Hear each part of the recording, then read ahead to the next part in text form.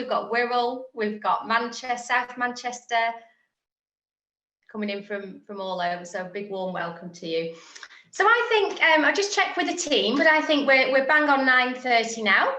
We said we'd start at 9:30. So I think although we probably might have a few other people joining us, I think we're probably good to go and we can get cracking. So just, is that okay with you, Sue, and the team? Just make sure everybody's okay and everybody's got what we need. Yep, fantastic. We'll get started then. So good morning, everyone, and a very warm welcome to your collaborative masterclass this morning. My name's Sharon Senior, and I'm Director at Northwest Employers, and I'm going to be chairing the session this morning, just to make sure we get through everything that we need to do and hold it all together. So a big warm welcome, as I say, on this Friday morning. It's probably very topical, this theme today. Our focus is all around what we've learned around our own mental health during the pandemic. And I think, you know, the focus for us today is not just about how we look after ourselves, but also how we can support our staff and our service users better. So really important theme that we're really looking forward to sharing with you and giving you the opportunity to explore that in a bit more detail this morning. So there's a few housekeeping bits and pieces that I'd like to go through before we get underway this morning. We are going to be using some of the functionality on Zoom, and I'm sure you're very well versed in all of these online platforms, but just as a reminder, so that you make sure you get the most out of the session and you can engage with it and get involved as much as possible, I'd just like to hand over to Alana, who's just going to very briefly talk you through some of the things that we'll be using today, and if you need any support with anything. Thank you, Sharon. So yeah, like Sharon said, everyone probably is familiar, most people anyway, with Zoom, but I'll just go through it so you know where everything is. If you hover your mouse in the middle of the screen, a bar should appear at the bottom. On the left hand side there's a mute and a start video button. So if everyone could remain on mute until obviously you are invited to take that off, just because we've got so many people in the room today, so it'll avoid background noise. And then obviously you've got your start and stop video button if you want to share your webcam. We do encourage it, but if you don't want to, that's absolutely fine. If you want to see who's in the room today, you can click on participants and see everyone there. And actually there's an option to raise your hand there as well. So we do have tech support, myself and Effie.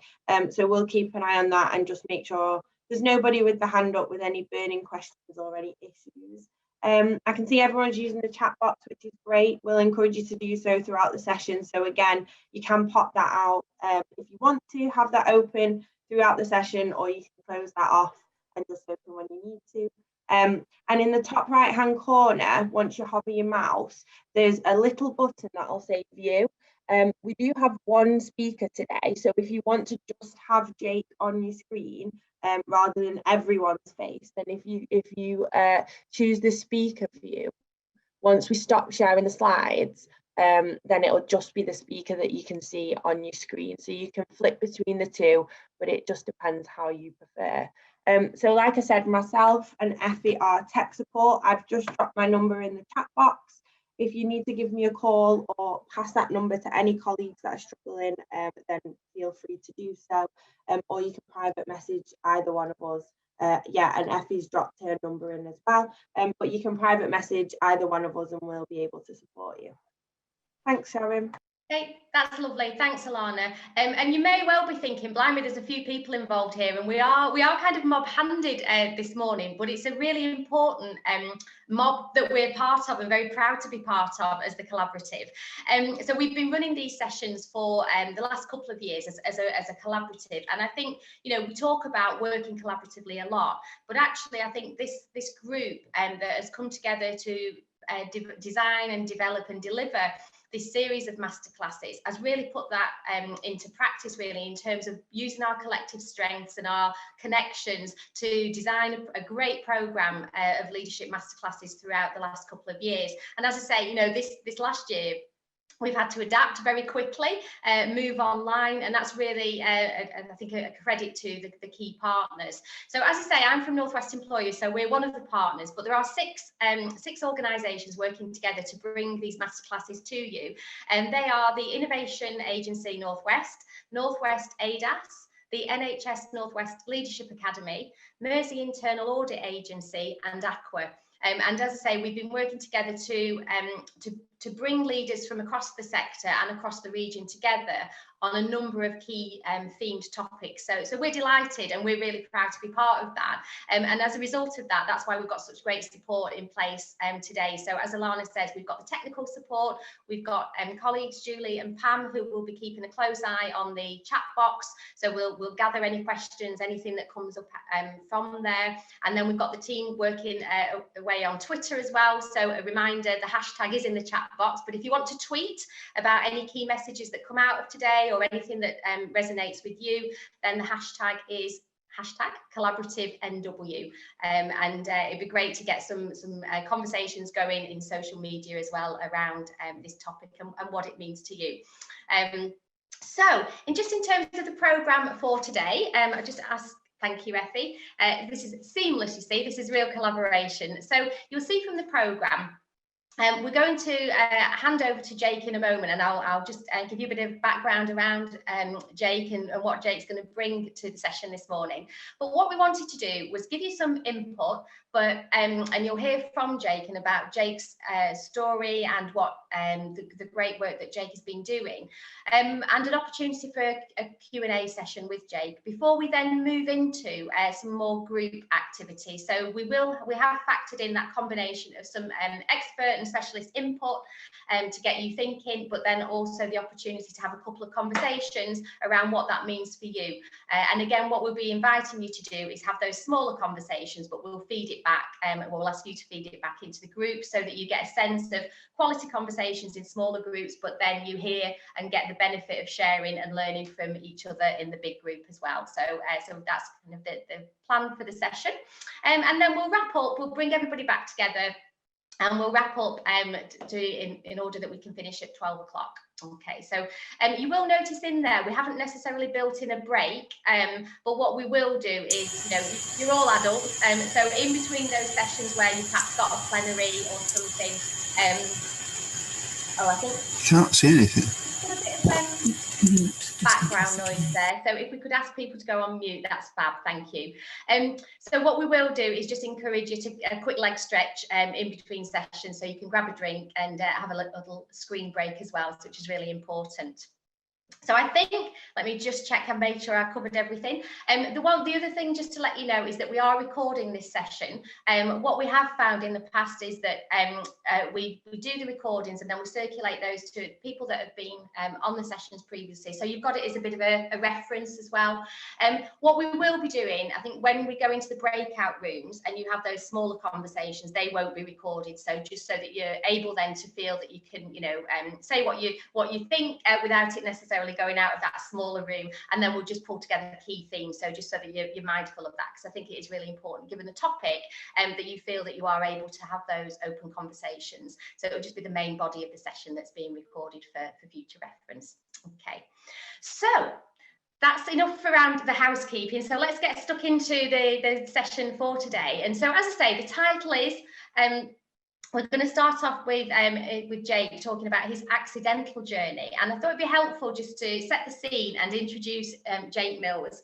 And Jake is the Chief Executive of the national mental health charity Chasing the Stigma, and also the founder of the Hub of Hope. And I don't know, I'm sure Jake will tell you about this, but actually the Hub of Hope is a fantastic national database of mental health services, and it's all designed in an app which makes it really accessible. So Jake's done some really pioneering work around raising the profile of mental health, but also is a real strong advocate for improving mental health provision across the UK. Some of you may have already met Jake before. He's an award-winning stand-up comedian and writer, which you might think doesn't necessarily go with mental health. Quite interesting combination, which Jake will bring to life and tell you more about his accidental journey. But also, I think Jake is really high-profile national speaker, so you may have seen him on national media, on the TV, and has done, as I say, a real great job in bringing to life some of the challenges and some of the issues around mental health, and being a real advocate for how we take that forward. And again, you know, the whole thing around chasing the stigma, how do we take away some of that potential stigma around talking about mental health and really bringing it into the fore. So a real raft of accreditations behind you, Jake. So I think was it Davina McCall described you as the Dalai Lama of mental health, and you were the winner of the Positive Icon Award in 2017. And again, as an ambassador for CALM and a trustee of the Young Persons Advisory Service, I think some real pedigree and a real testament to the work that you've done. So without further ado, I'm delighted to welcome Jake, and Jake is going to guide you through the session this morning, as I say, with a combination of input and some group discussions, so that we really get to grips with this really important topic. So welcome, Jake, on behalf of the collaborative, and over to you. Thank you. Thank you very much, Joe. I just love the way that we are working at the moment, where, you know, we're all sat in our living rooms. I'm not, but, you know, you're sat in our living rooms, and then during, you know, an introduction to a masterclass, we've just got somebody's husband thinking he's on mute saying, I can't see nothing here. I think it's on. It was working on. You couldn't hear us, but we could hear you, and your husband trying to work out how to do it. So yeah, I feel a bit weird about this being called the masterclass, because I feel like calling this a masterclass and then saying that I've been called the Dalai Lama of mental health is raising expectations a lot more than what it should be, really. So I'd just like everybody here to take your expectations and throw them out the window, and let's just, you know, let's start afresh. Let's just assume that you're not going to learn, and if you do, it's a bonus. It'll be great. Yeah. No, I appreciate the opportunity to speak here. I know somebody said before about slides and stuff, and I'm not a big fan of slides, because I just feel like my approach to things like this is ensuring that actually we are talking to each other, that we're learning from each other, that we're able to actually be a little bit informal, and I want anybody and everybody to get something from this. I don't want to lecture people, and I don't want to tell you what you should or shouldn't think, because it's important that you are engaged in the conversation, that you're asking questions that are relevant to you. So we will make loads of opportunities for that, because quite frankly, it's been an incredibly strange and challenging and tough and sometimes great 12 months or so. And I think it's really important that we just actually just take what we can from that and learn what we can from that, and actually come together to share those learnings and those thoughts as well. So anyway, it's as been mentioned by Sharon, my background is not actually in mental health. It's in stand-up comedy, and Sharon said there, you know, maybe that doesn't make sense, that link, but if you'd seen my act, you know, talking about depression maybe does make a lot of sense. If you've never heard of me as a stand-up comedian, then exactly, you know, that's how well it went. But here I am. But yeah, you know, the accidental journey that I kind of describe and what we're talking about today is probably the most perfect way to describe what's taken me from performing stand-up across the country to running a mental health charity. That's because it was not planned in any way, shape or form. And everything that I'm doing at the moment now has been as a result of my own experience, and an experience that I didn't think I would ever go through. So my background and my history, you know, I've never, as far as I've been aware, struggled with mental health. I've not really known anything about mental health. But as a 22, 23-year-old stand-up, come out of uni, trying to make money, trying to get work, I started to struggle with my mental health. And I didn't know anything about it. So I started to develop signs and symptoms of depression. I started to feel really unwell, but I didn't know that I was unwell. I didn't know the things to look out for. I didn't know the symptoms. I didn't know the signs. I didn't know that the way that I was feeling, other people were feeling. I didn't know that it was something that I could get help with. I didn't know it was something that I didn't have to necessarily feel. So I just thought it was basically growing up. I thought it was, you know, being an adult. I thought that everybody else was just better at dealing with stuff than I was. So I done what a lot of people do, and particularly a lot of men do, which is try and deal with it myself, bottle it up. I convinced myself, yeah, I'm feeling horrible, but I'll get better. You know, I can fix it. I'll fix it. I don't want anyone else to fix it. I don't want anybody else to know, because I don't want anybody to ask me. I don't want help from anybody else, because it's just something I've got to do, something I've got to get over, something I've got to fix. But obviously it doesn't work like that. And those closest to me, you know, I've got a really good family, really close to my mum and dad and my sister, and I was in a good relationship. But in some ways, that made it harder for me to share, because they noticed things. They noticed that I wasn't the way that I was. They noticed that I was lying about where I was, that I was trying to avoid things, trying to avoid people.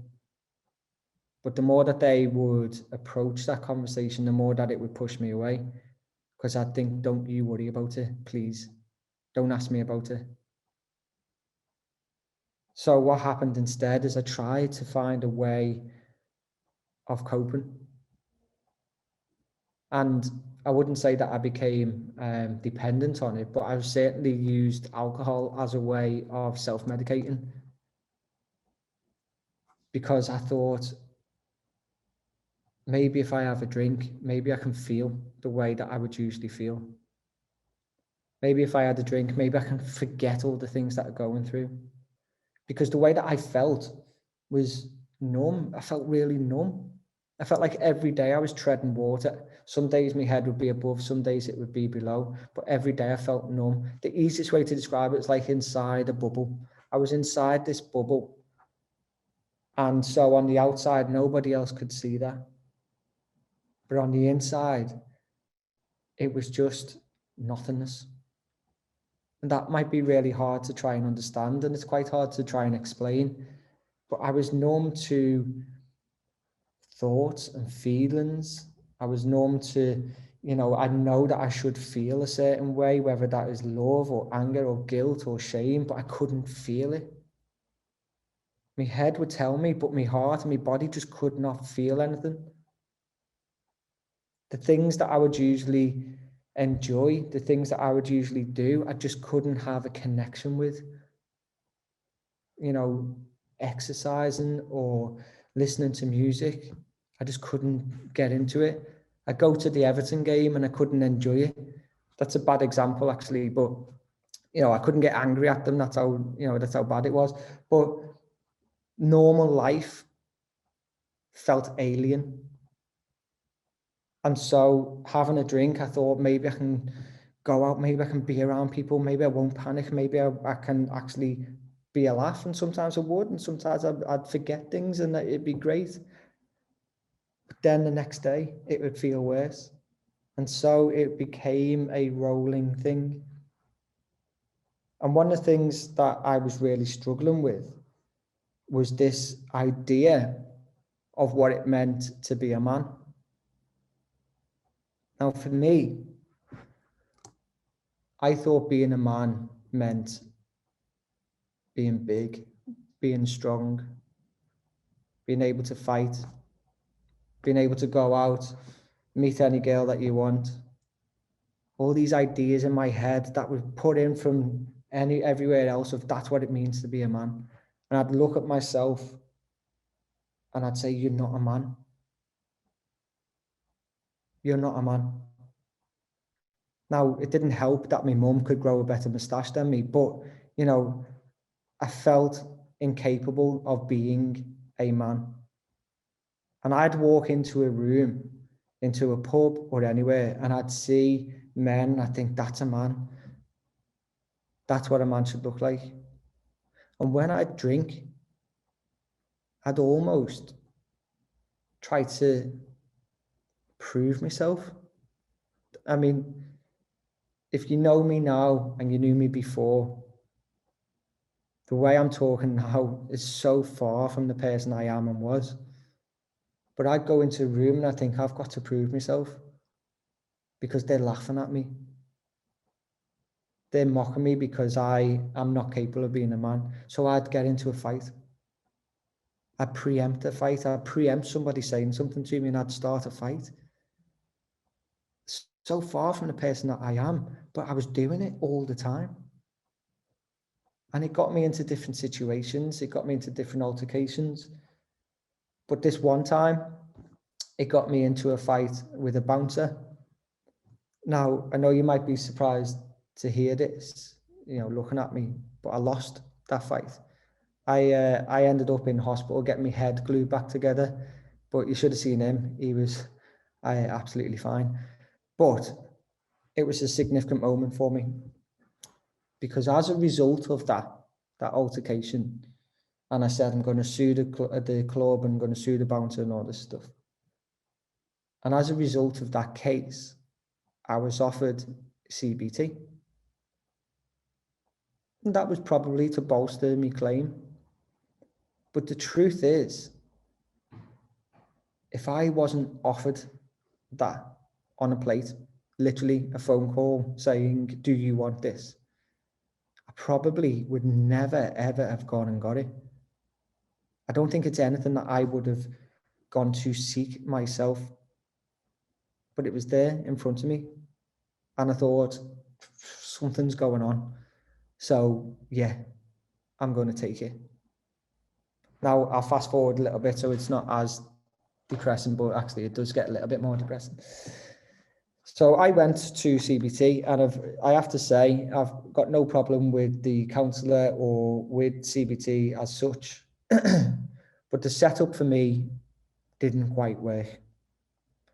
First of all, I had to go into a public building and I had to sign in on a book that anybody visiting any other businesses within that building, there was loads of officers, loads of people going in. I had to sign in that same book and say my name and that I was going to counselling.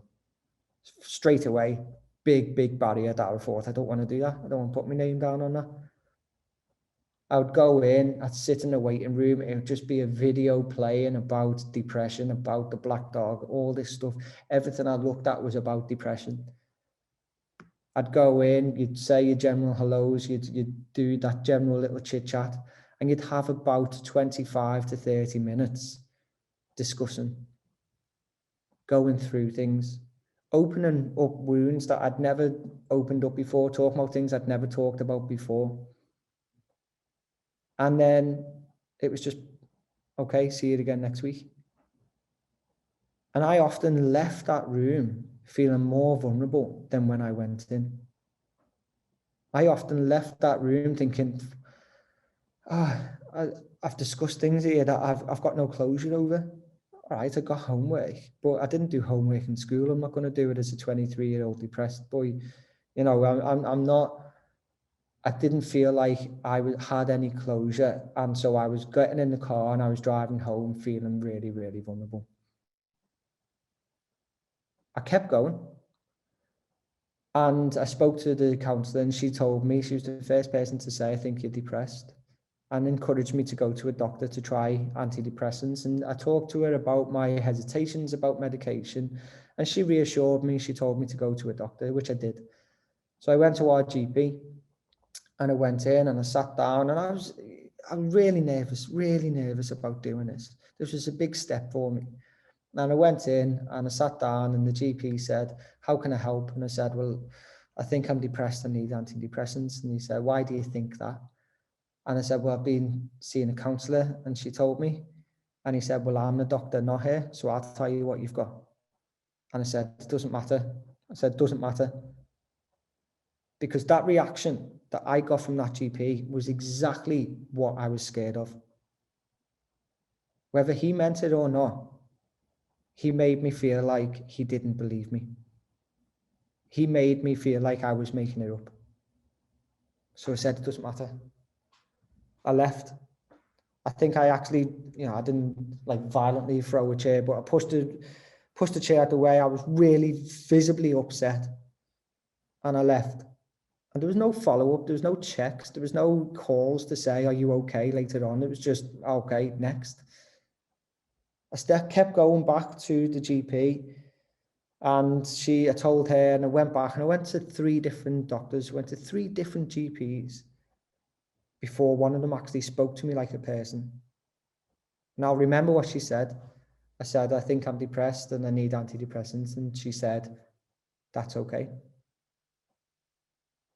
Those 2 words just changed everything for me, because I thought, okay, there's someone who believes me.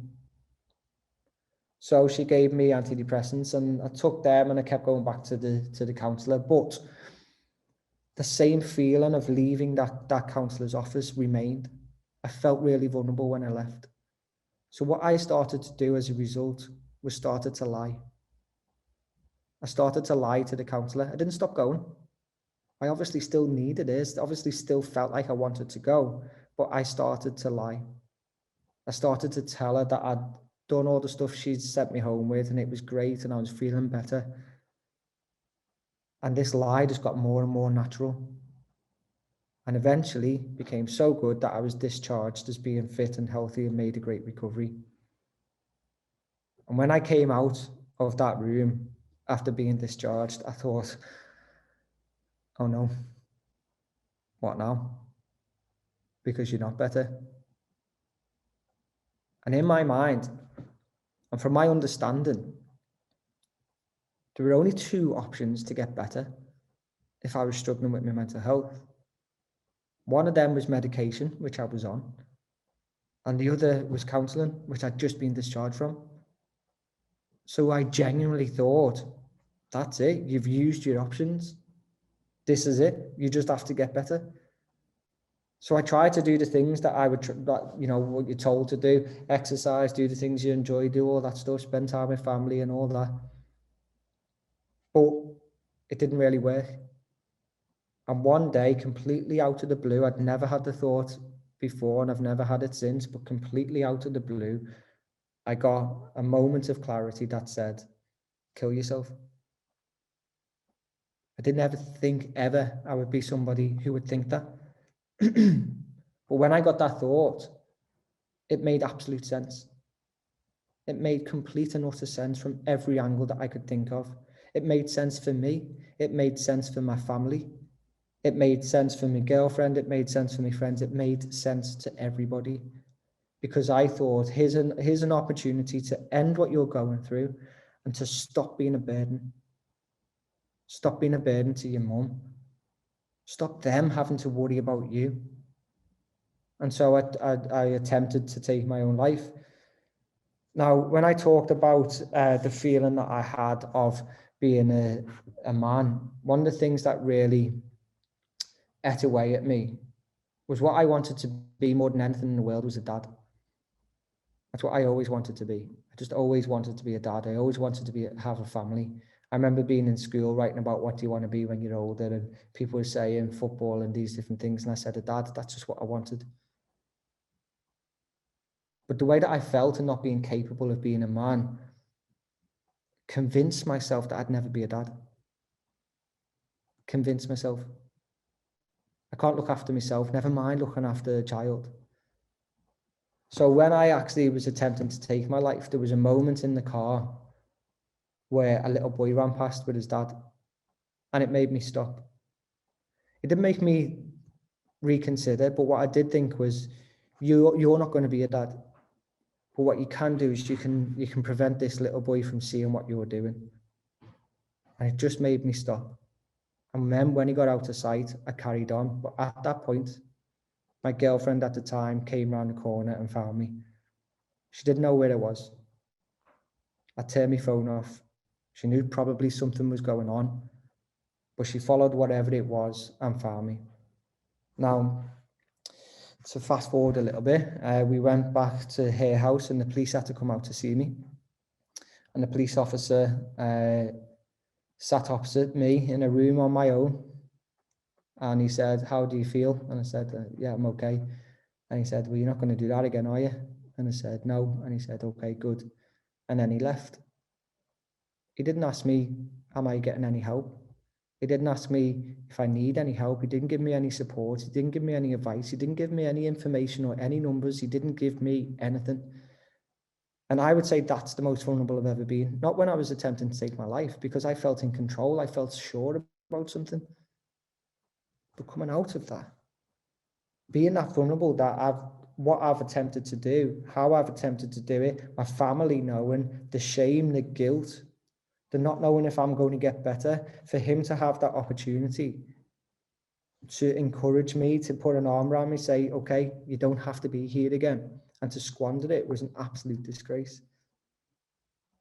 So I was left to phone the doctors. They had no appointments. I had to have a phone appointment, and I explained, I tried to take my life, and he said, well, you're on antidepressants. I said, yeah. And he said, okay, just double it. When I put the phone down, that was the last time I spoke to anybody about my mental health, because I did think, you've just got to get better now. But the difference was I wasn't on my own this time. The difference was, and probably the turning point, was that I'd spoken. I wasn't hiding anywhere. My family knew. My mom and my dad and my girlfriend knew. There was no hiding. And although they didn't know what to do, although they didn't know how to help, they were willing to try. And they were honest to me. And they said, we don't know what to do, but I'm promising you now, we'll make sure you're not here again. But not everybody has that. I went away, my sister lives in Australia, we went away. When we came back, I decided I was moving on. I'd stopped taking my medication, but there was one thing that was hanging over me, and that was what I'd done, and that other people had started to hear about it and were starting to essentially mock me. So this one day I decided to speak out about what I'd gone through. I'd done it on social media. I said, I felt this way, I felt suicidal, I've tried to take my life, this is how I tried to do it. Nobody's got anything on me anymore. I'm taking control of my situation, I'm moving on in my life. But as a result of doing that, as a result of those tweets, my story went viral. It got picked up in the press, in local press, and then national press. And I was being asked by charities to go on television, national television, to talk about what I'd gone through. And because I was being asked by charities, I thought, okay, that's the right thing to do. What I didn't realize was how vulnerable that was going to make me. Because every time I went on television or radio to talk about what I went through, people started coming to me, asking me for help. I'd be on the couch with a representative of mine or somebody else, but people come to me.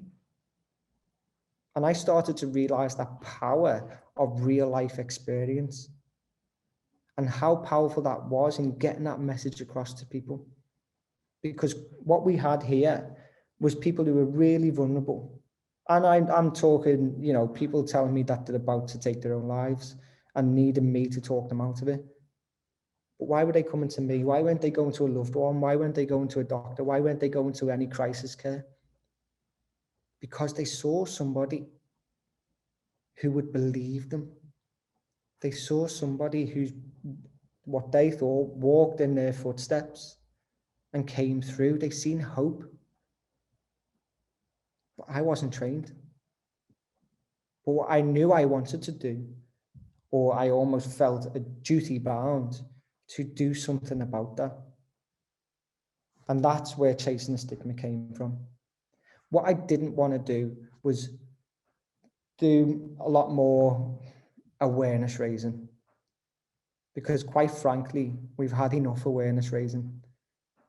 And awareness and services were like this not long ago. But now awareness has gone like that and services have remained stagnant.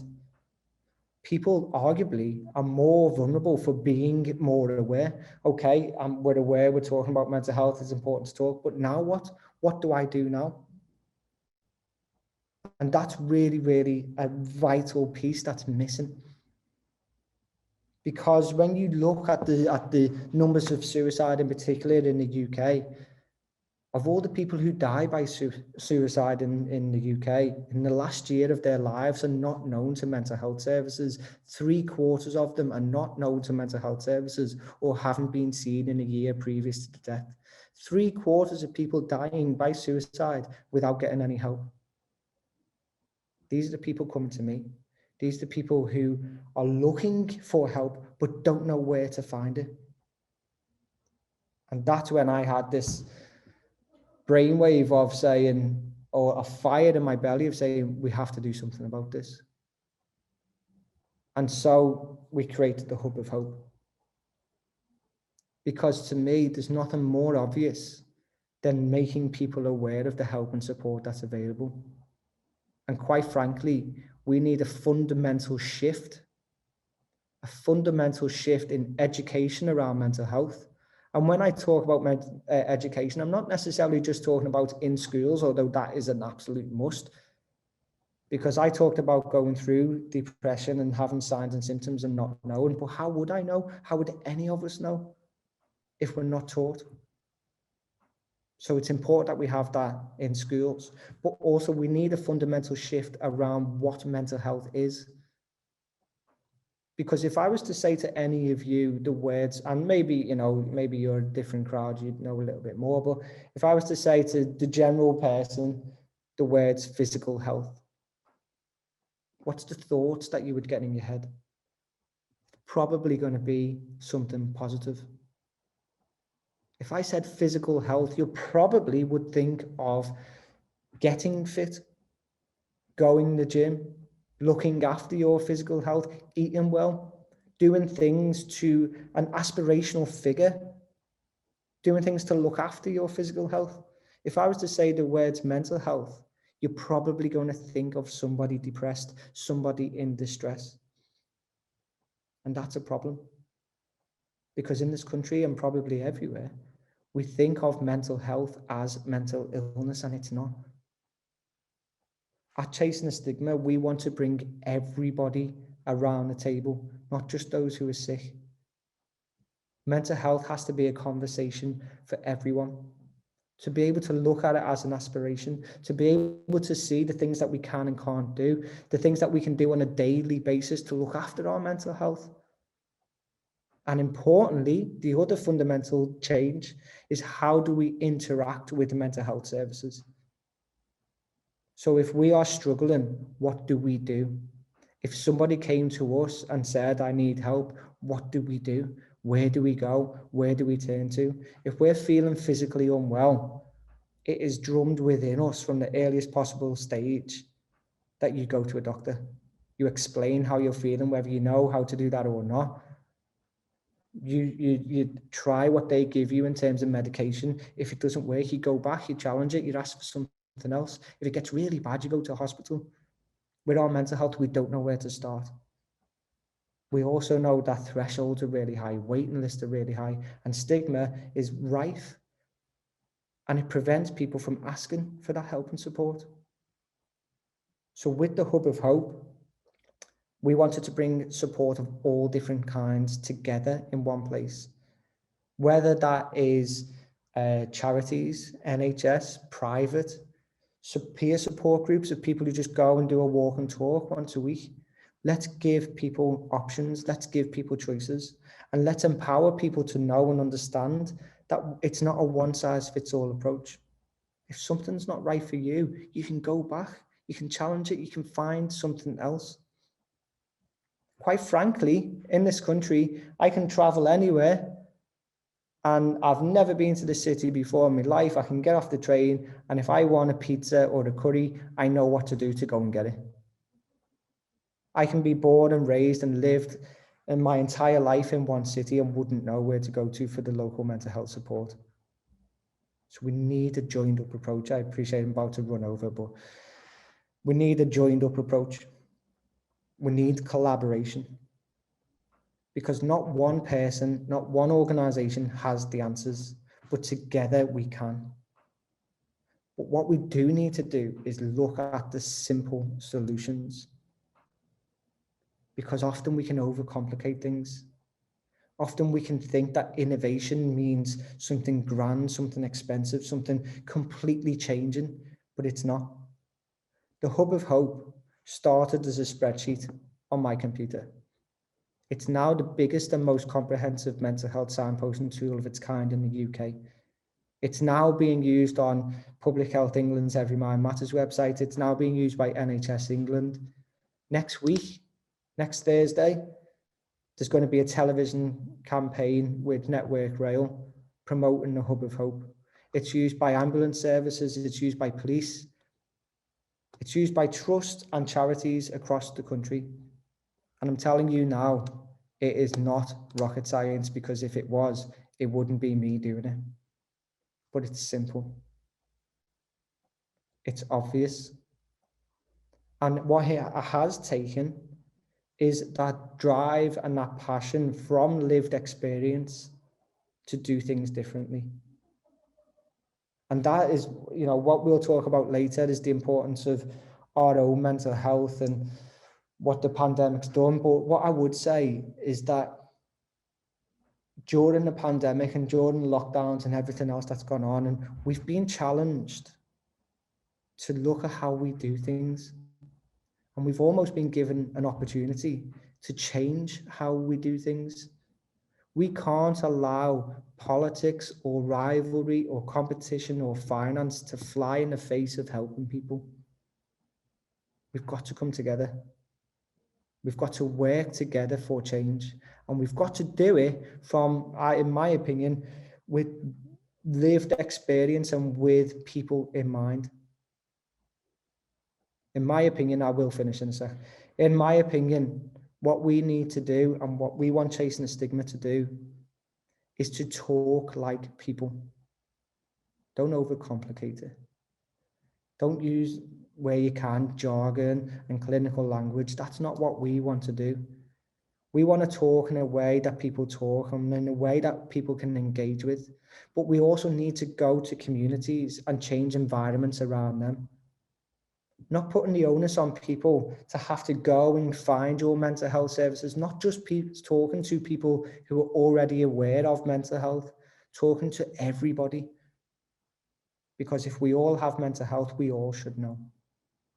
Now, before I ask for questions and stuff, I think it's important to say not only what we're doing now and how we're changing and how we're driving that change, but speaking personally, I talked about a girlfriend at the time who pulled me out of that car. That girlfriend is now my wife, and we've got 2 children. I'm living a life I never, ever, ever thought I deserved. A life I didn't ever think was possible. I could have thought about it for a million years and never, ever would I ever see a way of having the life I have now. But that's why it's so important that we offer people that hope. That on an everyday basis, we give people that glimmer of hope to say, you don't have to see it. You don't have to see it. But I'm telling you, there is hope there.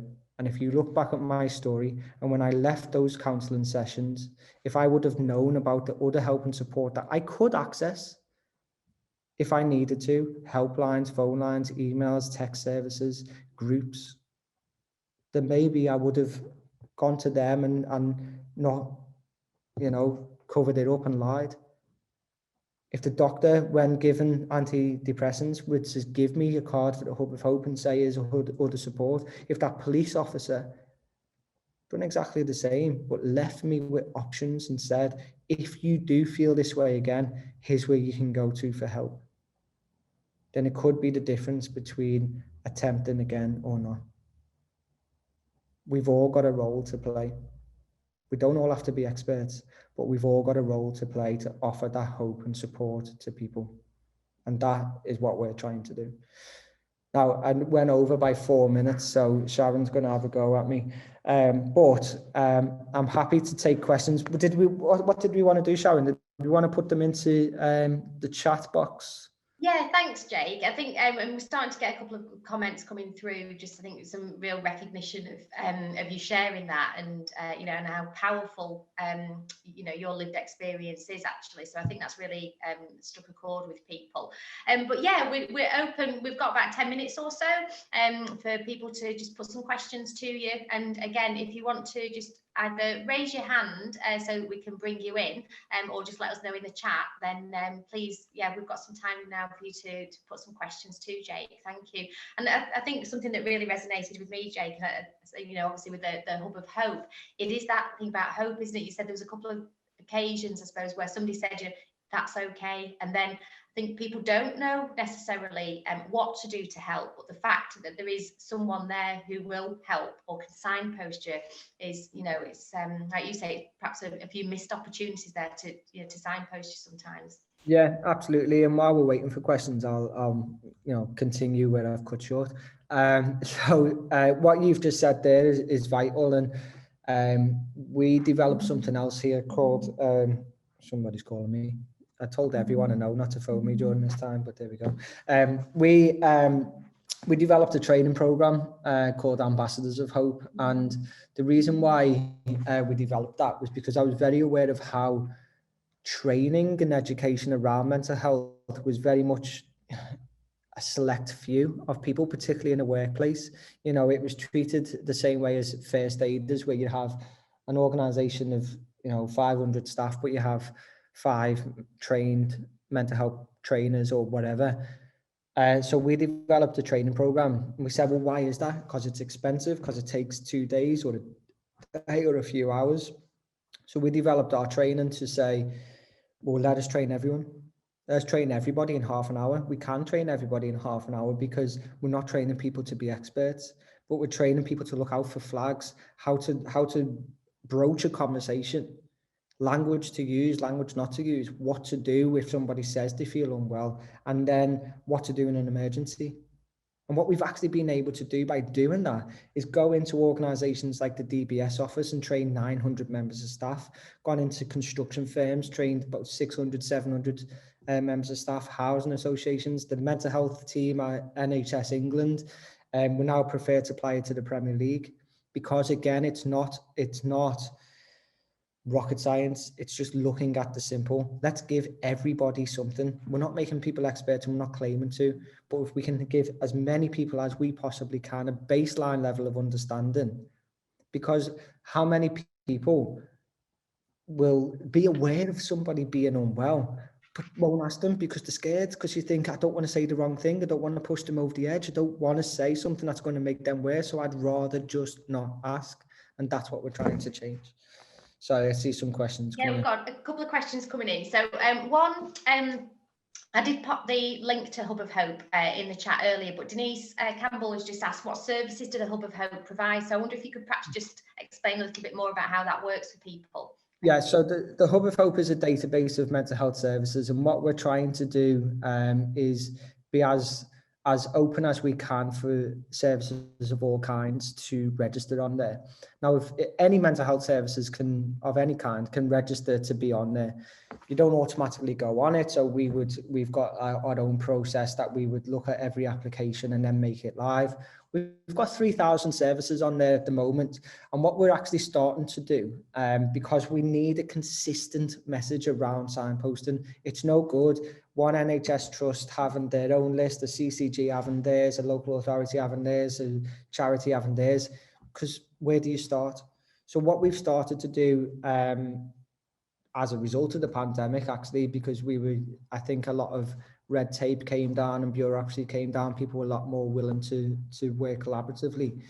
We've actually started essentially having a white labeling of the Hub of Hope, working with different partners to say, you embed the Hub of Hope into your platform, it can look like it's yours, and where applicable, we can give admin access. So we've actually got the Central and Northwest London Trust who we're working with now. They'll have admin access, they'll populate the Hub of Hope with all their services, and they'll use the Hub of Hope as their signposting tool. Working with other trusts and other large charities, we're able to say, let's just all pile it into one. And then no matter who you are, where you are, that's just where you go, and then you can find anything you want.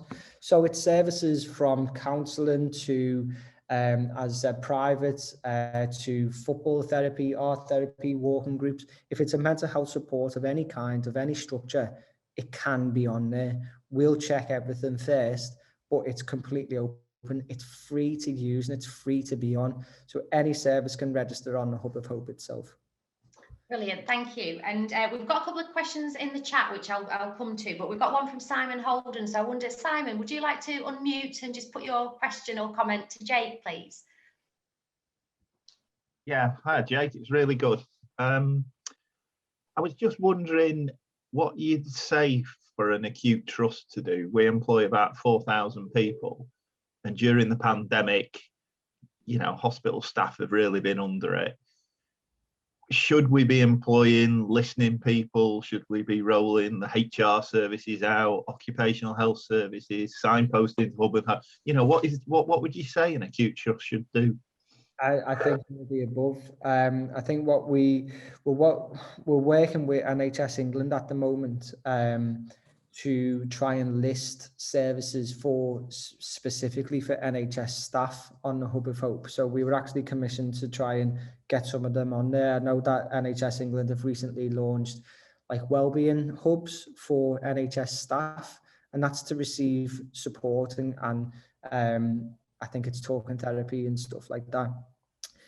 But in all honesty, Simon, it's about being as open as possible. It's being right there, saying, we're all struggling, this is hard, and you need to look after yourself, and giving people options, giving them options of either, or ideally both, the internal support that you may have, whether that's Ocky Health or anything else, but the external as well. Because I believe a problem that happens, particularly within businesses, is that so I'm not having a go at you, but, people, one, assume that everybody knows the support that's available internally, and they don't. And two, only offer that internal support. We know stigma is rife, particularly in businesses.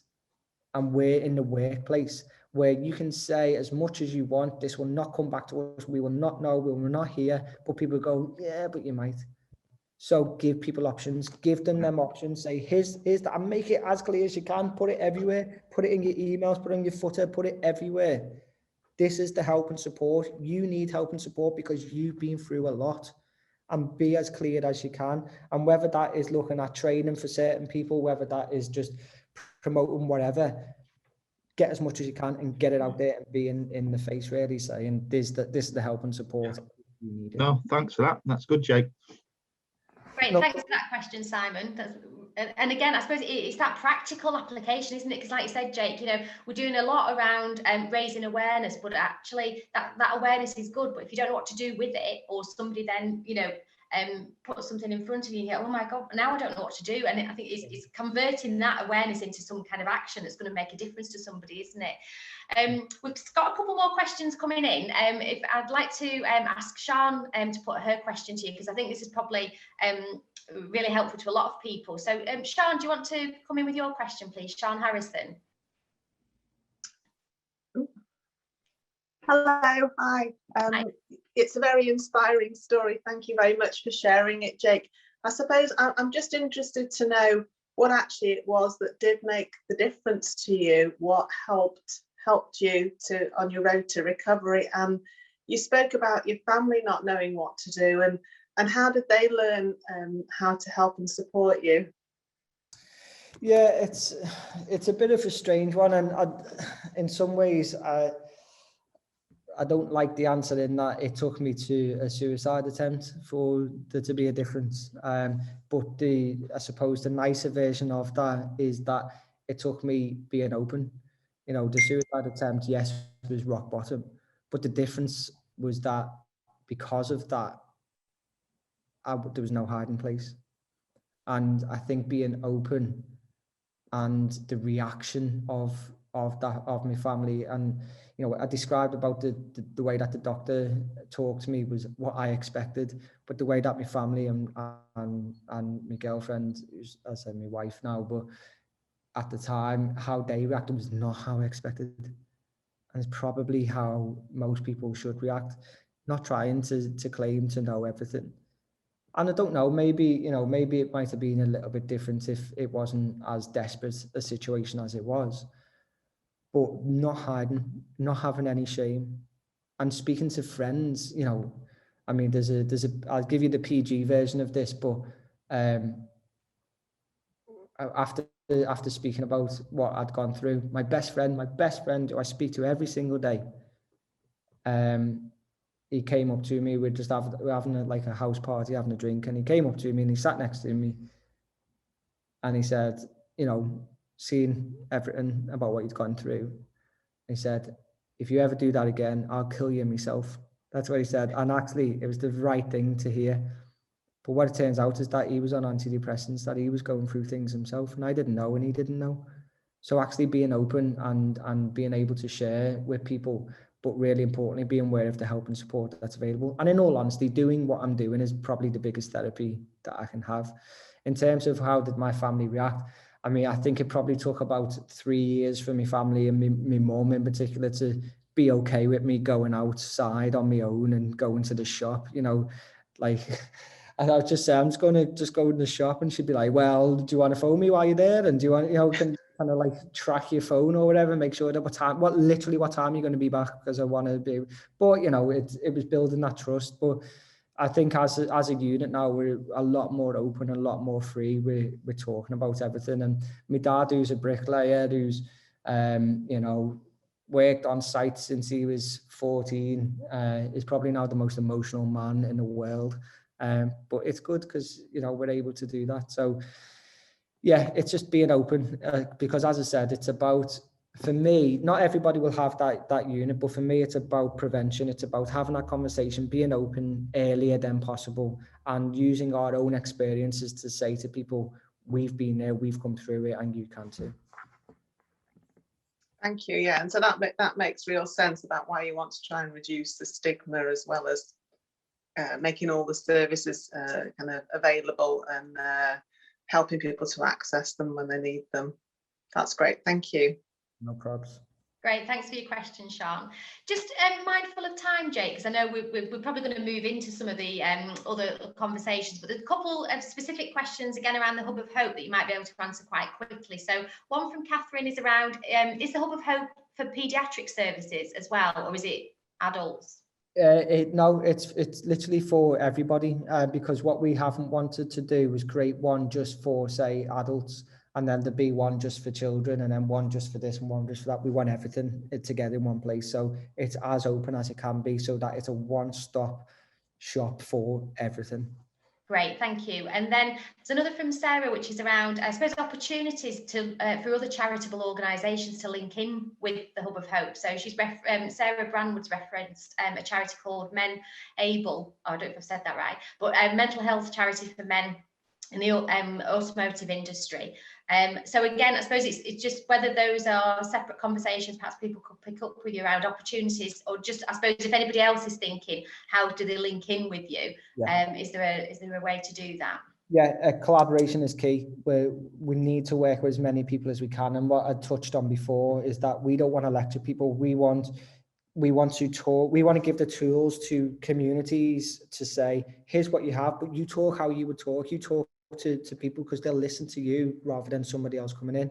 Can I just double check as well, when we have the breakout rooms, am I able to still see these and reply to Yes. people? Because if I've missed any questions, I'll respond to people on this directly or whatever. Brilliant. No, that would be great. Thank you. And I think we'll probably draw it to a close there for now, just in terms of those questions. As I say, we can keep an eye on that. But I suppose the other thing that we can just pick up from the chat, and thanks everyone for sharing, is that there's some personal insights as well from others that have perhaps had mental ill health over the last year or so, and actually I think recognition of I think what you've shared has really hit a chord with people, so I think that's really powerful. Thank you for being so open around that, because it's key to it, isn't it? So it just I just quickly whizzing through some of those. I think recognition there of what you shared. Thank you. Okay, so thanks for your questions. As I said, we'll keep an eye on those and make sure we don't miss anything. But for our next part of the session, we're going to give you the opportunity to go into smaller groups now to have a think about what you've learned about your own mental health. So again, if I can hand back over to you, Jake, just to kind of introduce this, and then we'll do the magic behind the scenes in putting people into groups. So thank you. Yeah, so what we want to do through this is, you know, as I said, over the last 12 months, I think we've all been challenged. We have all been challenged, and people have been challenged in different ways. And what we kind of want, and I mentioned at the top of this, is we want to be learning from each other and sharing. And, you know, you don't necessarily have to be sharing your own personal stories if you don't want to, but trying to learn from each other about what have you learned about your own mental health. You know, what are the things that have been a challenge for you, but importantly, how have you overcome it? And I don't think there's ever been a better time for us to talk about how everybody has mental health and how everybody's mental health has been affected by things completely out of their control. You know, we've got some people working from home. We've got some people going into an office when you're literally being told to stay at home and you have to go in. We've got people trying to homeschool, which, let's be honest, none of us are doing. We're just pretending to do that. We put on Instagram saying that we're homeschooling when we're not. You know, we had that Joe Wicks workout, which I done once, and literally like then Disney Plus came out the day after. It was like, so put that on, you know, but it's a challenge. It's really big a challenge. So we want to know and discuss in your groups, you know, what difficulties have you noticed and how have you overcome those difficulties with self-care practices? Now, self-care obviously can be anything. It's completely open. I think people think self-care has to be yoga or meditation. It doesn't. It can be Netflix. It can be whatever it is for you, going for a walk or anything.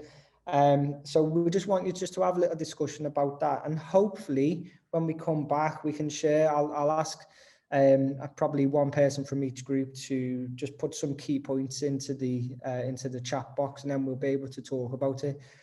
But what I really want from this is I don't want this to be like something that you just go, oh yeah, you know, don't know, really, let's learn from each other. Let's see, because an idea that you might have might be something that someone's not thought of, and it'd be really, really useful for them. So it's just a way of being able to help each other through this time. Brilliant. Thank you. So I think if we, Effie, are you going to now move people into breakout groups? So we're going to give you until about 5 to 11. So we will give you a little bit of a prompt as you've got a few minutes left before we bring you back into the main room. But as Jake said, if you can have that conversation in your groups and then just be prepared to kind of share back some of the highlights with us in the chat when you come back. So Effie, if you're able to do that, that would be great. Thank you. So what we'd like to do now is give you the opportunity just to share some of the themes or the key topics that came out of your conversations. And I think, again, we were going to invite you to do this through the chat so we can keep an eye on what's coming through and then perhaps pick out any key themes for further discussion, Jake. So I'll hand back to you. Thank you. Yeah, so if you want to use the chat box, I don't know if you've nominated anybody to do it, or just take the initiative to put in some ideas, because I know there'll be all different types. And you know, speaking personally, but to be honest, you know, if there was a bingo, a lockdown bingo of the things that we're doing, I've probably done it all. I got a bike, I got a dog. You know, all these things, got them all done. But I don't. One of the things that, you know, we've got a bike, got a dog, you know, all these different things. One of the biggest things we done was we put a lock on the living room door. Living room doors don't need locks, but we learned during lockdown and having the kids at home that actually we did need to have a lock on the door so that we can have a little bit of peace, a little bit of quiet on our own. And we've kind of changed our front room into a bit of a quiet space. It was a playroom, and we've literally done the complete opposite to that now. But it's good to know. But I see somebody else got a bike and a dog. We've all got it. It's a dog too. What do we do with the dog? Does anybody know what we do with the dogs on June 21st? Like, how do we give them back or anything? Because it's when we all get our lives back. Well, does anybody know? So it'd be good to know if you've come up with any thoughts or any suggestions, whatever. So we've got Julie and Pam on looking at the chat box, and I've got it here. Or if anybody wants to, talk, then just let us know, and we can give you the platform to talk about some things that have worked for you. Right, Joe, I might just nominate Bethany to talk about what you've just said there, so I don't have to read all that.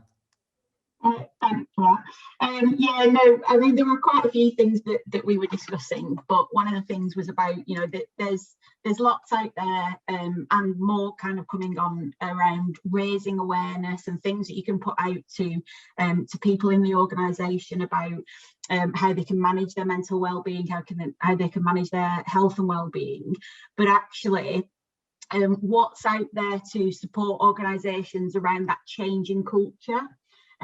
Because quite often people will be able to do things themselves, but then they're going into a workplace where the culture doesn't support that continuing within the workplace. So they're constantly kind of fighting that battle of they're doing what they can for themselves, but the organisation doesn't support that.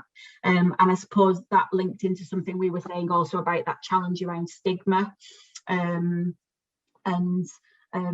how there is still that stigma of mental health not being on a par with physical health, and people still worrying about talking about their mental health. And I work for the NHS Leadership Academy, and we've just done a piece of research around healthy leadership and healthy leadership behaviours. And one of the things that came out about that is like the particular stigma at those very senior levels in organisations, about those people who are leading organisations going, well, I can't show weakness by talking about my own my own challenges, but actually then that feeds into the culture of organisationally not being able to speak about challenges.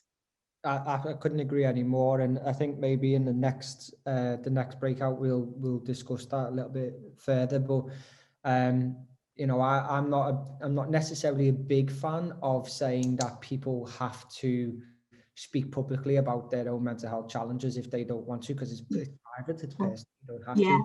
But absolutely spot on that the culture in the organisation depends on that messaging. It doesn't, as I say, it doesn't have to be personal experience, but by a manager saying what you've just said, that's stigma. And that stigma will go right throughout the organisation. So somebody who is struggling themselves will think, well, how am I meant to speak out about that? Whether that is being said publicly or not, it will be there. And, don't get me wrong, we've done an awful lot to try and reduce stigma, but nowhere near enough the level that we need to be. And it goes back to what we said before. It's trying to be as open as we possibly can and changing the culture of an organisation, creating an environment of understanding throughout an organisation that people know that it's front and centre of an organisation is the well-being of their staff. I'm having a look at some of the comments in this. Full-size table tennis in the house. Somebody's getting a hot tub every 2 weeks. Loads of dogs. I'm just going to, if it's okay, I might just bring somebody else in. Tamsin, I've seen you there, so if you are okay to speak, that would be great. Yeah, sure. We've had quite a big conversation around those wellbeing conversations that happen within an organisation or maybe aren't happening. And that, we all maybe have team meetings, one-to-one conversations with people, or even the communications that come out from wider organisation, the wider organisation with, how are you doing, how are you feeling, and that lack of authenticity that's then behind some of those questions, because it's sort of, oh, how are you? Let's move on.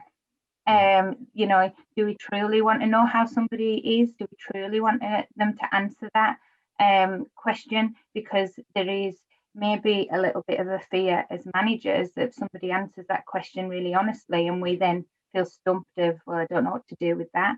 But then a really vulnerable aspect of it from the individual thinking, well, if I explain or show my vulnerability to the organisation, to a line manager, how's that going to impact me later on down the line? How's that going to impact on me right now?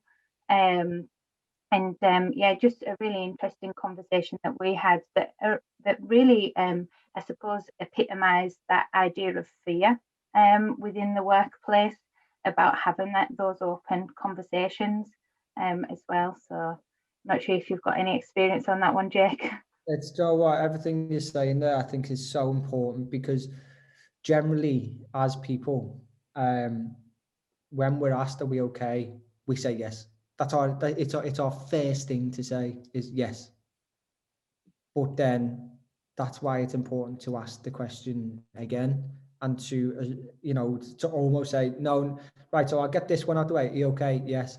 Right, now actually this is the real one. Are you really okay? And it's important to be recognizing and noticing things from, if we're working in isolation, working from home, and we've got all these Teams meetings and all that, how do we spot signs in our staff when we're not actually seeing them, when we're not actually in person, when we're not talking to them on a daily basis? And I think somebody else has talked about the loss of wind down time, because there's so many different meetings. And I know from my experience, I just feel like it's sometimes Teams, Zoom, and it's hard because you don't get any, never mind wind down time, you don't get time to actually do the work that you're trying to do.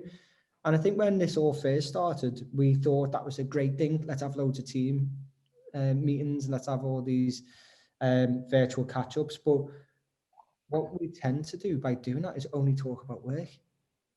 So we're having these Teams meetings and we're only talking about work. Where's the general chit chat? Where's the actual asking somebody about their well-being, asking them how they are? Actually, just, how many friendships and relationships have we had from work where your colleague who sits next to you knows absolutely everything about your life? They know about your second cousin's dog and all this stuff.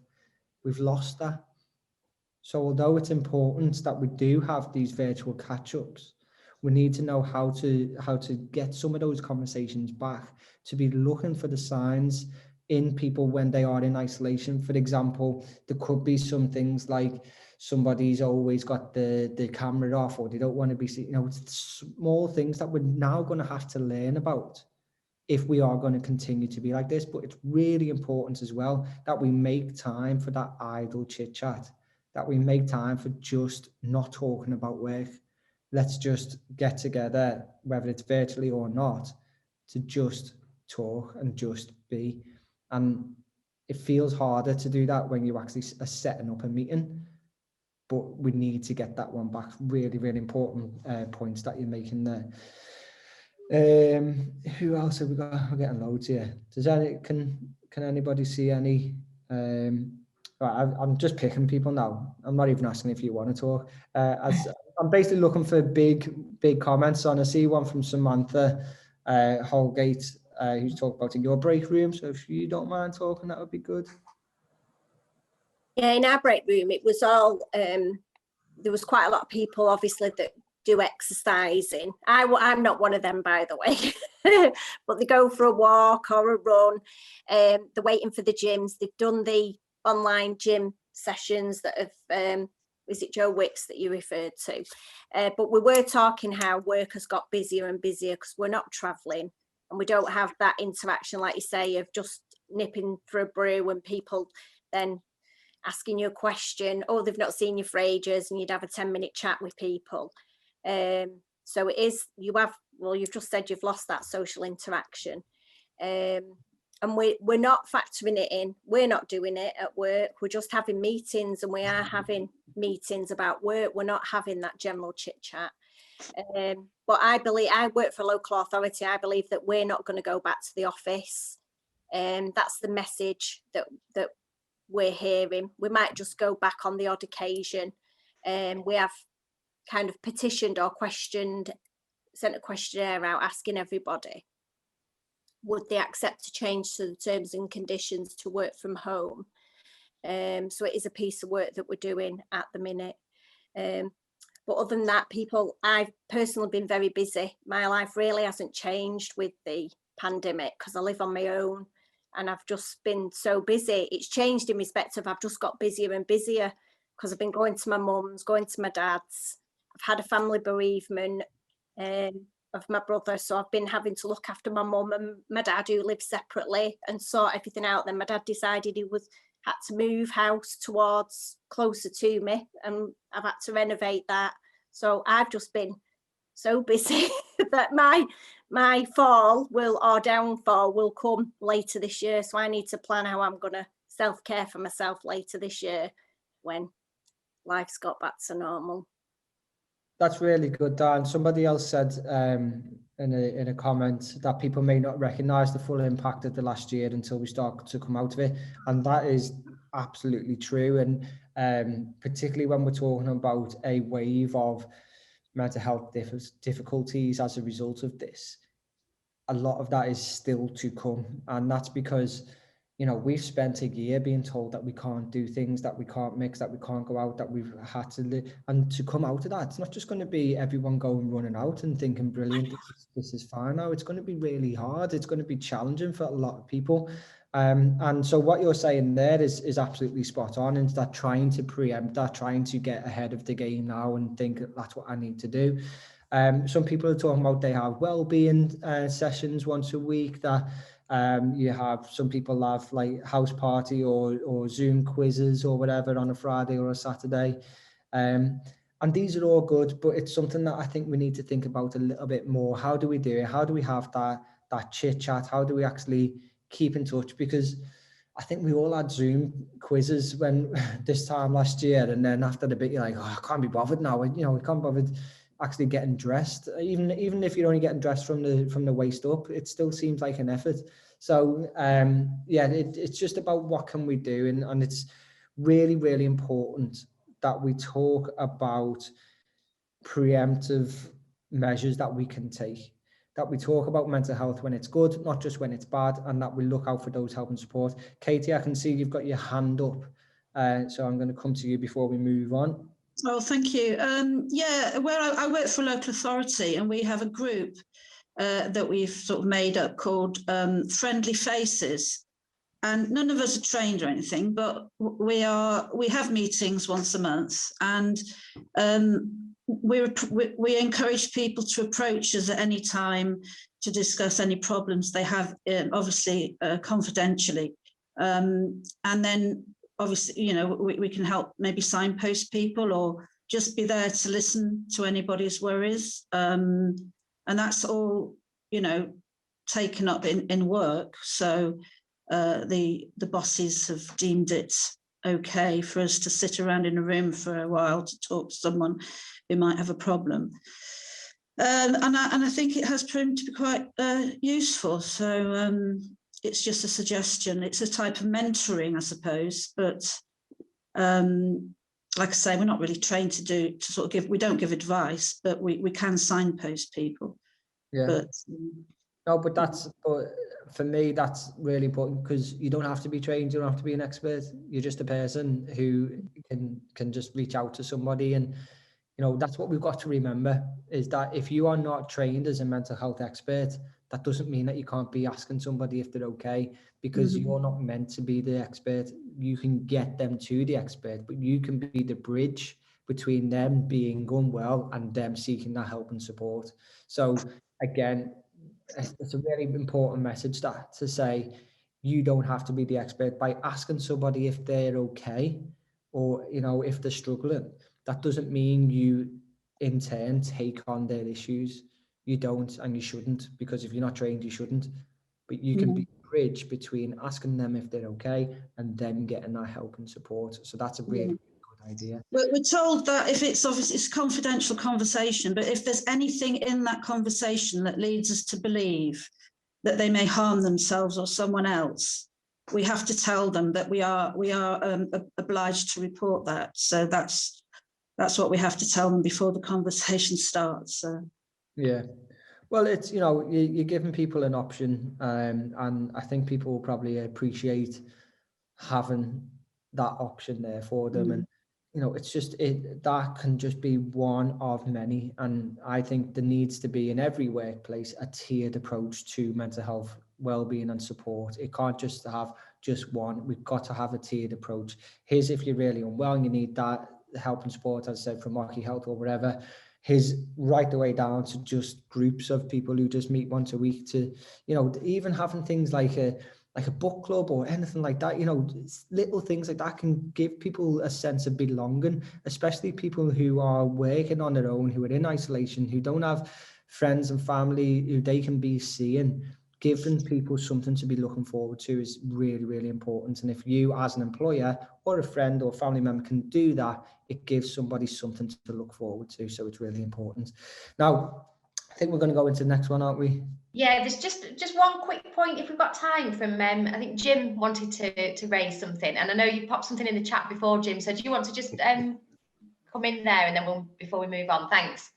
Yeah, well, I just wanted to say thanks to Jake for everything he said at the beginning, because it really resonated with me. Some of the stuff he was saying about he used the word numb, and I've had depression like 5-6 years ago, and literally just come off medication for it, and I've actually had to stop the group chat because my GP phoned, because I've emailed them to say, oh, I just wanted to update them on where I was at. So I forgot that I'd left my camera on, and then what Jake said about people sat with their shorts on, and I was wandering around the room with the shorts on, like talking to my GP. Well, and then I forgot they were all looking at me.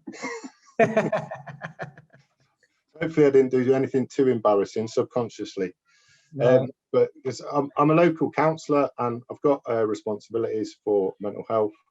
So it says that on the website for the council. So I tend to get people phoning me up and saying, I phoned you because it says you're the mental health expert. I'm like, I'm no expert.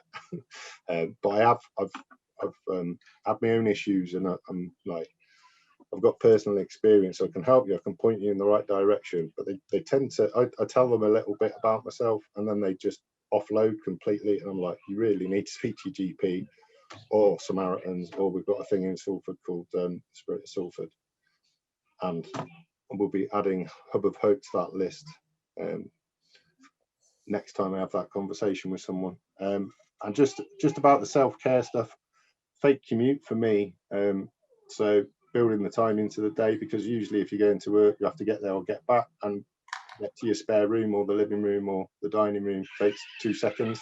So you finish work at the end of the day and you've got a drive or walk or bus ride home, and you sort of release before you get home. Whereas at the moment, you shut the laptop and you're home, or you don't shut the laptop, you sat on your sofa till God knows what time doing emails and stuff. So just building in that break. And with regard to the stuff about talking to people, I just, because of what I've been through, and the thing that helped me most dealing with my mental health, rather than the medication or the official CBT, was talking to other people like Jake.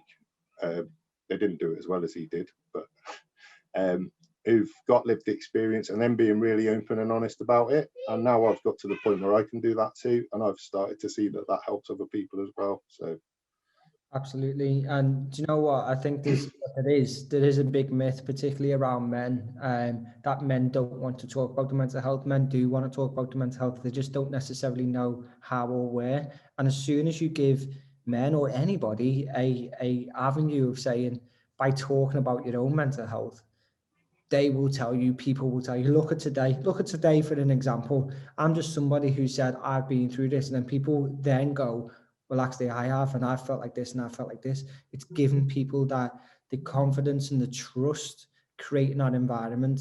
But importantly, we can all do that in our work life. Every organization in the world can do that, and then have the avenues to go and get that help and support. And just the point that you made there, Jim, as well, about, you know, that commute, and a really, really simple thing that everybody can do is try and go outside before work and go outside after work. And when you walk back in the house, you're either in work mode or you're at relax mode. Getting out and starting it again, really, really simple, but so easy. And you can literally, I mean, another thing, put your computer in your bag and put it away. You know, little things like that is to say, that's work, because we're having to work, a lot of us, where we're relaxing. So it's really hard. Right, Sharon, can I just check, are we able to, or Effie might know, are we able to get all these comments and stuff and be sharing them with people? Obviously none of the any sensitive ones, we don't have to, but any of these thoughts about tips and stuff? Yeah, so what we can do, because we can kind of almost transcribe the chat, so some of the ideas in there. I suppose what we do want to be mindful of, although we did say at the start of the session that we are recording it and we would circulate it, I suppose because people have been very open, there is something, I suppose it just prompted the question for us about, would you want this circulating, or would you just want it, you know, sharing within you as a group, really? But certainly all the comments that are coming through, we'll capture those, and we can share those with you, like I say, because it's some practical things, isn't it, that we can take away from it. So yeah, we can do that. Okay, brilliant. No, I appreciate we've gone a little bit over time, but what we want to do now is in the next, going into your break rooms again, we just kind of want to just have a little thinking and talk, and we have touched on this, but what can we talk, what can we discuss to, what have you learned about yourself? What have you learned about how work works, about the old ways of doing it? How have you always done something, never challenged it before, and then now the way that we're all working, you've gone, actually, why did we used to do that? You know, what things can you let go of? What things can you say, we don't need to do that anymore? And what new things can get introduced? And what I'd like you to think about is simple things, you know, really simple things that you can do, that you can start introducing to your work, to your workplace, that will make your job better, your life a little bit easier, but really importantly as well, of the people that you serve. You know, how can you think of that person and how can you change the little things? Like, again, what I said earlier about when I went for CBT and I had to go into a room and sign in a book with everybody else who went into that building. Such a simple thing to change, but would have been massively effective. I actually think they have changed it since, because I raised it. But just little things. What things can you change both in your life, in your work life, that will help you, and for the people that are dependent on the work that you do as well? So I don't know. We might have about 10 minutes or so on it. Is it? How long? Probably got about 15 minutes in your group, and then we'll bring you back. Did last time, but if anyone wants to put up the virtual hand, please do so, and we can talk about it. But as I said, it's about sharing those experiences and sharing the ideas that you might have, and the things that maybe you can stop doing, things that you want to start introducing into work. And yeah, so does anybody want to volunteer? If you don't want to, you can put it into the chat, and then I'll just pick on you anyway. So it's up to you. You can have volunteer or be forced to do it. So feel free to put it into the chat. Feel free to put up your hand. Right, there's a hand. Kat Smith. Thank you very much, Kat, because honestly, I was struggling there. I was flagging. I was just going to keep talking. No, it's all right. We had a discussion around our local community, and we shared that we'd got actually more closer to our communities, and we'd actually met our neighbours, and we now knew our neighbours were. So rather than rushing out the house, jumping in the car and going off to work, and we all recognised that actually we enjoyed that, and that was really important. So that's something that we're going to continue to do. That's me. That. It's funny, isn't it? You live next to somebody for, you know, years and years and years, and you don't know anything about them, what they do. And then as soon as you start to reach out, then you realise that, you know, they have a life, and they have people, and you know, they've got stories to tell and things that you've got in common. So I really like that. It's a really nice idea. Ali, I see you've got your hand up as well. Hi, Jake. Thank you. We had a lot of chat just about meetings in general, kind of building on what Kath was saying there. I think it's just show. I think one of the good things that has come from this is that you get to see a little bit more about someone's personal life, them outside of work. So we were joking, you know, we were talking about, you know, the number of times the doorbell goes and then the Amazon deliveries turning up, or dogs woofing in the background and children there. That it's kind of, in some respects, that you, and again, maybe it's a cultural thing, that you feel more, it's more acceptable to show that you do have other things and you are multitasking, rather than trying to pretend that everything's, you know, that just in, you know, showing general life, and that it's okay to say, I'm just going to put you on hold, I'm just doing this. So, you know, it's that sort of thing. And then we were talking then generally about just feeling brave enough and empowered enough as a team to try different things. So either having periods of the day where you all agree, we're not going to have a meeting. You're going to have a good chunk, not just a lunch hour or whatever, a good couple of hours. Or where I used to work before, there was no meetings on a Friday, because when you come out of a meeting, you usually come out with a list of things that need to be done. And how's that going to help you when you're just about to go into the weekend? That could be managed in a very different way. But we tried lots of different things to see what would work well for us. Finishing meetings, you know, after 50 minutes was another one that was discussed in the group. So you always had that buffer just to step away from the screen. Yeah. Rebalance or whatever you needed to do, get a brew, whatever, before you then go into something else. Yeah, I really like that. And I think it's about being open as well, you know, open with each other, open with your colleague, with your employees to say what's working, what's not working, you know, asking them whether, you know, you might have a group meeting where everybody does need to be there, but for some people, they might just want to be on the phone.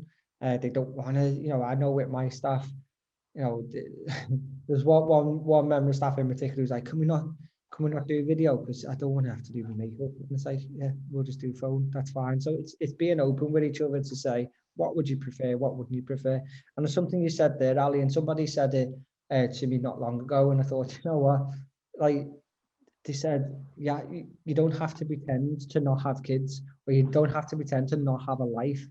You can be quite open, you know, yes, this is my life. Right now, a lot of people are sat in their living rooms, and let's be honest, we're all looking at each other's living rooms, we're all judging, you know, people have commented on Sharon's tickets from gigs, but we're showing our personality, we're showing ourselves for who we are, and it's not a bad thing, it's nice.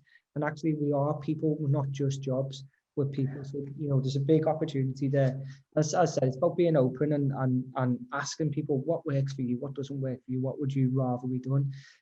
We've got Elaine Mills. Nice to have another Millsy. Elaine, if you want to come in.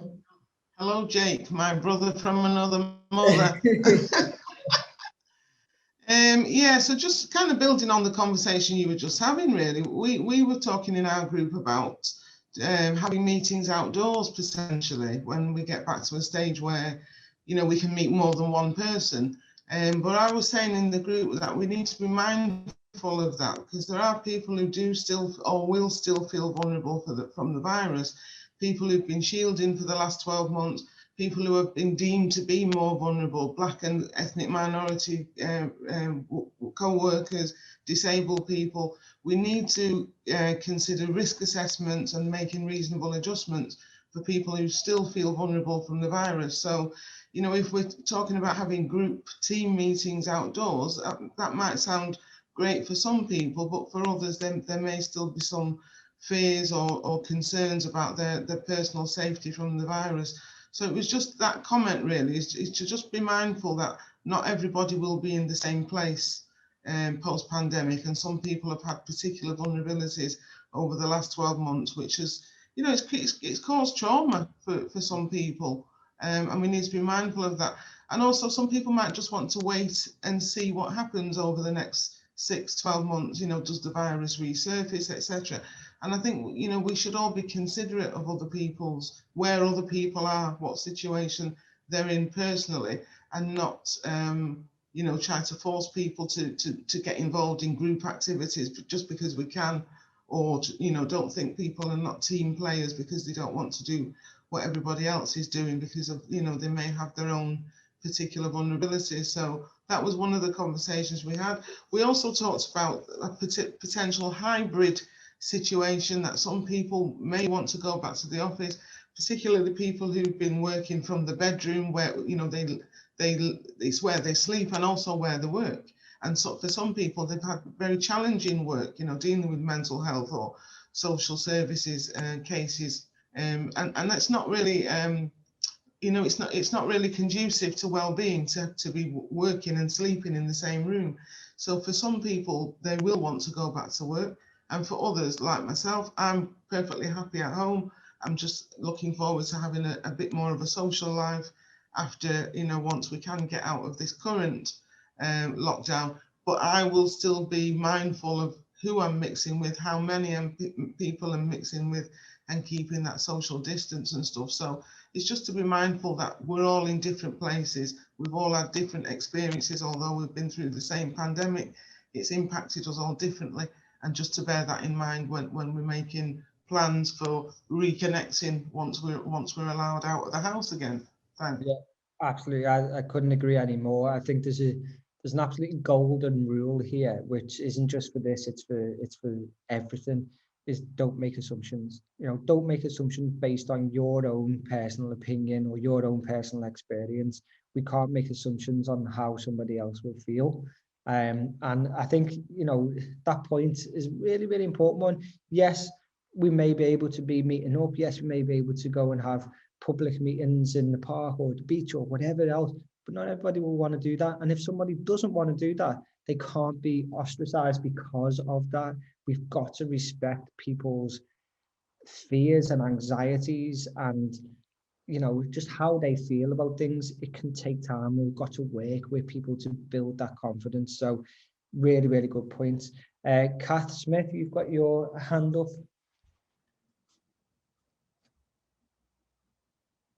I don't know if you're on mute. It's going to be dead weird when we meet in person and you're not on mute anymore. I don't know if Kath is there. She might just put her hand up. I think she commented. Oh, she's back now. Sorry, it's a legacy hand. Schoolgirl error. I will put it down. Thank you. All right. Okay, cool. Is there any, I mean, I've just seen something there in the comments, which was, where's it gone now? It said about the neighbour. I live on my own, as does my next door neighbour, and we both working from home. So we started to have coffee breaks together. How lovely is that? How good is that? I just think that's like a really simple thing of just being able to come together and having that chat and having that connection with somebody. Really good. Definitely stop double tasking emails and Zoom at the same time. I've been doing that today, not when I'm talking, but when other people are.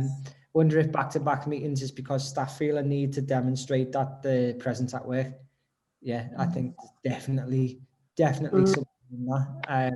And again, it's, you know, this might not appeal to everybody in this, but as an employer, it's really important that you show a level of trust in people and that you allow people to work how they can work, where they can work. And that might mean changing hours. That might mean allowing the flexibility, because particularly anybody with kids at home, you're not working from home, you're trying to work whilst you're stuck at home. It's totally different. If anyone's ever had any experience of working from home before the pandemic, you will know it's a different experience to what we've all had to go through, particularly while schools are being closed. So again, I know for my staff, it's just a case of, this is how many hours you're working a week. You work how you ever want to work when you work. That might mean that they're emailing at 6 a.m. to me or doing stuff, but that's fine. Work how you've got to work. And then we have a point in the week where we do get together and we say, okay, so what not checking on them, what have you done, but you know, what's the updates, what's happened, how's your week been? We have that at the beginning, we have that at the end, which so we can understand kind of how everybody is working. Somebody started sharing the screen. I don't know what that's about. But yeah, so where's the chat? I've lost the chat now. So yeah, that's just something that we've been able to do. Is a comment here. My 92-year-old nana lives up the road and is in our bubble, and taking time out of work with my 2 toddlers to see her every day has created memories and special moments. It's been such an impact on her well-being too, and having fish and chips with her every Friday. Love that. And you know what? I think we look back at this time, particularly when we're in it, as a really bad and negative time. And don't get me wrong, it has been, there's been a lot of loss, there's been a lot of pain, there's been a lot of struggling, a lot of people who have died and lost people. And really horrible, but there's been positives. There have been positives that come from this, and we can take positives from this. Now, I myself know that I've got an 18-month-old daughter. I was able to get time with her that I would never have got, because I'd be traveling, I'd be staying away in hotels, doing all this stuff. I got to spend time with her. I got to spend time with my son, who just started going to school. And on one hand, it was hard because he's just started, but we got time as a family. And I think the pandemic gave me and a lot of people a chance to stop and look at what you've got, to stop and consider, actually, was the way that I was doing it the right thing for me, for my family, or was it just what I thought I had to do? So we've all had an opportunity here. We've shared some amazing things. We've shared some hints, we've shared some tips. But I think what's really come across throughout all of this is that we're all finding ways of making it work for ourselves. And a lot of the thoughts and a lot of the comments that are coming through, I think most people can associate with. And it's those small things that you can be doing on a daily basis to just reach out to each other, to know that the way that you might be struggling, the way that you might be feeling, other people are as well. It's those small things that can make the biggest difference during the hard times, and what we can take from this to move that forward. Now, again, just to go slightly back, I said about getting a bike. Now, I've not had a bike since I was a teenager, but getting that bike, what I actually started to do with two friends, two male friends, we started going out on a Sunday morning before this particular lockdown, before Christmas. We started going out on a Sunday morning I'm trying to think of an adult way of saying going out on our bikes, going on a bike ride. I don't know what the adult, we went out on our bikes, but we started going out on our bikes to, a decent bike ride, going to a coffee shop, having a coffee and coming back. And I'm telling you now, we've talked more openly in those little bike rides that we have, or going on a walk with somebody, than we ever would. Because usually we're just texting, and you're texting about football, you're texting about other stuff, and you're taking a mick out of each other. By having these little walks, by going out on your bike, by having those moments outside together, you're able to open up conversation in a way that you wouldn't usually be able to. So it's looking for those little nuggets. Every person in here went for a cycle. Someone said, went for a cycle, could have said that. Every person in this group here has probably found it hard at some point over 12 months. But what you've also done, whether you know it or not, is you found a way to make yourself feel a bit better.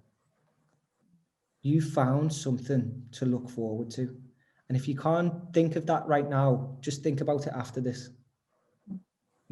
Each of us have found something to look forward to and to get out. And more often than not, it'll be something that we're not used to doing, because our usual ways of self-care or getting out or relaxing have often been taken away from us. And that could be going for a walk on your own. That could be listening to nature. That could be actually seeing that a world is around you. It could be going out with the dog. It can be cycling. It can be anything. But we've all found that. And so if you take anything away from today, look for those little golden nuggets that we've all found through this experience, and take them and then build on them. And have that as part of your daily routine, your daily life. And you then can start looking after yourself, looking after your mental health on a daily basis. And that is how we all can prevent ourselves from struggling in silence. Know that there's help and support available. Know that no matter what you're going through, no matter how bad it seems, no matter how dark it seems, there's always hope. And know that no matter what you're thinking, no matter what you're feeling, somebody else has felt it, somebody else has thought it, and somebody else has come through. You're never, ever, ever alone. And there's always help and there's always support. So we'll leave it there. I'm going to hand back over to Sharon, but I just wanted to say thank you to everybody. I have put my email in there. We can share it as well afterwards. But if you've got any questions, any thoughts, anything that you want to talk about, anything that you didn't want to ask here, but you're happy to ask me, you know, get in touch. We're around, we're available. We are there for you. So please do know that you can get in touch at any point as well. And thank you everybody for listening. Back to you, Sharon. Thank you so much, Jake. And I'm sure on behalf of everybody that's joined us this morning, I just want to say a huge thank you for sharing, you know, your very personal experience, but also I think some really practical suggestions and, you know, prompting us to think through some of the things that we can do to really make a difference. I think that's been really, again, echoing some of the comments in there, really inspirational, really powerful, and has prompted lots of food for thought. So thank you so much on behalf of everybody. And I just wanted to say thanks to everybody for joining us this morning and for your input and for sharing your ideas. And I think something that struck me was for a virtual room full of people that don't necessarily know each other, how open people have been. And I think there is something that actually that demonstrates the power of starting these conversations, and we would really encourage you to continue those conversations. Think about how you can take some of the learning from today back into your own home, work life. You know, it's about us all, isn't it, as the whole person. And I think, you know, thinking about our role as leaders and how we promote that culture, we role model some of this, and you know, perhaps starting with some of those smaller steps, but actually, you know, together we can really make a difference with this. So it's so important. So thank you so much for everyone for joining us. And as I say, huge thank you to Jake. We can't kind of do the same round of applause. It's not the same, is it? But we'll do a virtual, yay, thank you so much. We'll put our hands in the air for you. So thank you. And again, really welcome any feedback that you've got from the session this morning. We will pop the link to the evaluation in the chat box. So if I could encourage you to fill that in and let us know your thoughts, that would be fantastic. Thank you. And then our next session in the series, I suppose a nice segue into the next one, which is on the 26th of March. It's all about building a health and wellbeing culture in your workplace. So kind of perhaps a little bit broader spectrum. So we'll be looking at that in March. So do hope you can join us for that. And if you have enjoyed it, as I say, do let other people know, do let your colleagues know, so that we can make sure that you're tapping into this. So I wish you all a very happy rest of the Friday and a good weekend. And once again, huge thank you, Jake, and thanks everyone for joining us. Take care. Thank you.